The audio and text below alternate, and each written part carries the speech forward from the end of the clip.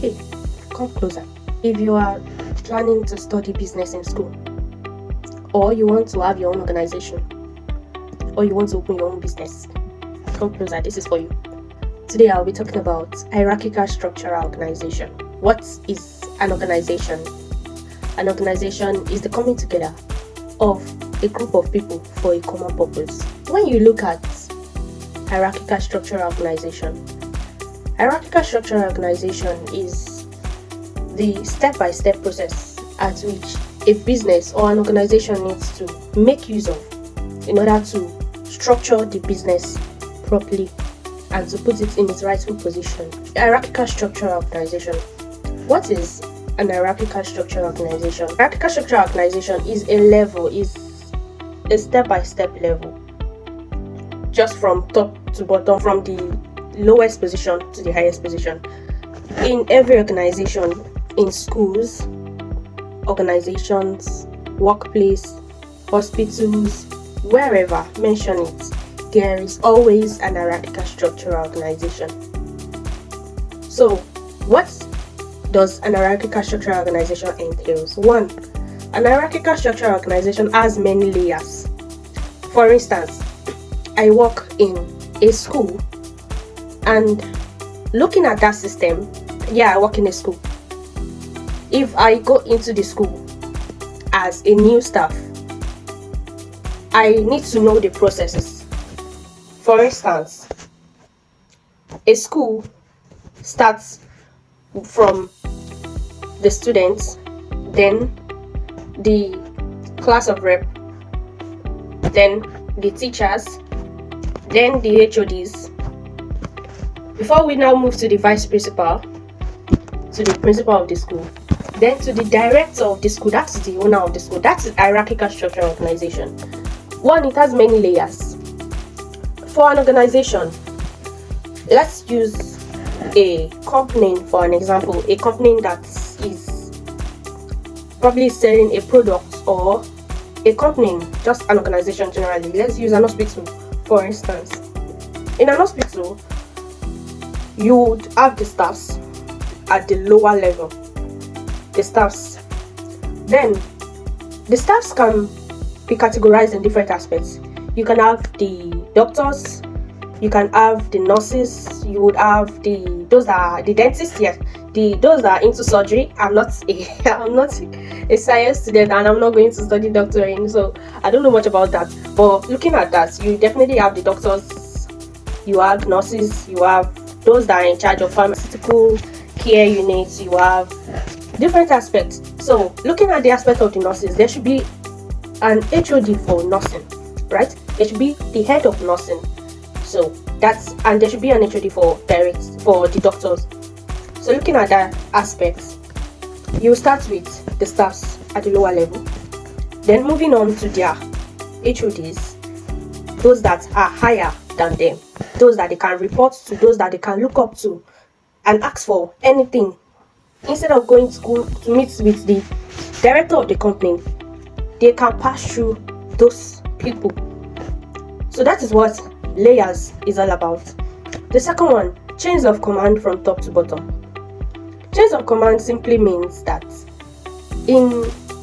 let me use an organization, like a business organization for instance. Chains of command from top to bottom. In an organization, we have the CEO to be at the top, right? We have the CEO at the top, which is the head. Before the CEO comes, we have the managers. The managers can be split into various departments. We have the managers for accounting, that's in the aspect of monetary terms and everything, finance and other stuff. So in the other aspects, we can have managers in charge of probably it depends on what the company is about, what the company is selling and other stuff. So we can have that for accounting, for those in charge of money and stuff like that. We can have managers that will attend to staffs. We can have different aspects of managers. We can have the HR managers, which is the human resources. We can have different aspects of managers. So for that is the command, that is their command. Then for each of the departments, we can have 2 managers, depending on how large the business is, depending on how wide the business is, how large the business is. So we can have 2 managers. Under those managers, we can have assistants. Under the assistants, we can have people that are one step ahead of the staffs, that are in higher position, that the staffs can meet with, probably the HODs. So after that, we can now have the staffs. So I will show you an example of an hierarchical structural organization. So here is an example of an hierarchical structural organization. So after that, that's for the chain from top to bottom. Explaining the chain from top to bottom. That is an example, that is an image of how hierarchical structural chain of command from top to bottom looks like. Then the next one is that an hierarchical structural organization is a pyramid shape. It has a pyramid shape, which is that same shape that you see. Another one is communication from top to bottom. I've explained that. Then specialized area. Specialized area simply means that we can have the area of accounting, like I said. We can have the HR, we can have those in charge of communication, those in charge of management and stuff like that. Different aspects, different areas. Like I use an hospital as an example. Looking at an hospital, we have those that specializes in pharmaceutical, giving drugs, prescribing drugs and stuff like that. Then we have those that are under the care units, under those attending to the patients and attending to patients and referring them to the next person. So we have an aspect for those that will register. That is the receptionist. Where you will meet with the receptionist and register with them. We have an aspect for that. We also have for the nurses generally, and we have for the doctors. That is the area of specialization. And the last but not the least, the local managers. The local managers are those that the staffs in those departments can look up to. What are the advantages of hierarchical structural organization? One of the advantages of hierarchical structural organization is clear line of communication. What is the clear line of communication talking about? Clear line of communication simply means that staffs would easily see people ahead to talk to. Instead of meeting with the director, they can meet with their managers. That is why hierarchical structural organization has many layers. It has many layers, chains of command from top to bottom. Those commands are their managers, their CEOs, and stuff like that, every aspect of the business.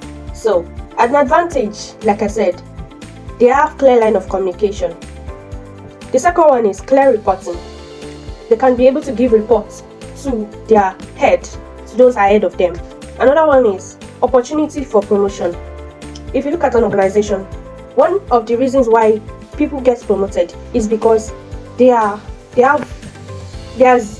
lot of opportunities for them in the hierarchical structure organization. For instance, a staff who has spent like probably 3 years, or a staff who is doing very well, who is performing very well at work, can be given promotion because of their good works. That is an opportunity for them to move ahead, to move one step further. And an advantage for that aspect is that their salary can increase and they can have more benefits to other things in the organization. More specialized job roles.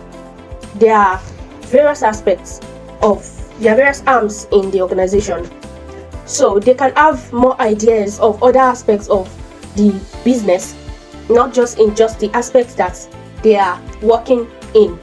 For instance, if you talk about an accountant can have experience, a little experience from what a business manager is doing, for what an HR manager is doing, for what a project manager is doing. That's what an accountant can have. An accountant can have an experience from them and can learn about their work. So that's what specialized job roles is. More specialized job roles are.